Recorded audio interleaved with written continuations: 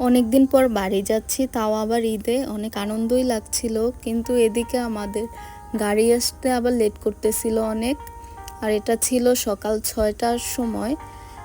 আর আমরা তো ওয়েট করতে করতে অনেক বোরিং ফিল করতেছিলাম। এরই মধ্যে পাশে দেখি যে অনেক সুন্দর একটি ফুলের বাগান। ফুলের বাগান বললে ভুল হবে, এটা ছিল একটা অনেক বড় নার্সারি।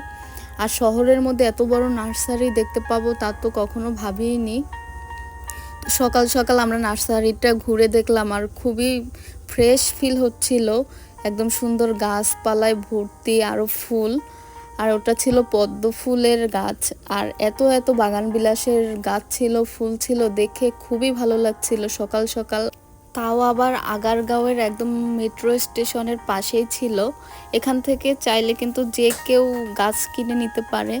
আর এই যে এটা ছিল পেয়ারার গাছ, অনেকগুলো পেয়ারা ছিল আর অনেক ধরনের দেশি বিদেশি ফলের গাছ ছিল। আমরা কিন্তু যারা শহরে থাকি তারা এখান থেকে এসে নিয়ে যেতে পারি। আর এই যে এই ফুলগুলোর তো আমি নামও জানি না। আর অনেকগুলো টব ছিল, এখান থেকে টবও কিনে নেওয়া যাবে। আর এই ক্যাকটাস গাছগুলো দেখে মনে হচ্ছিল যেন সবগুলো আমি নিয়ে আসি।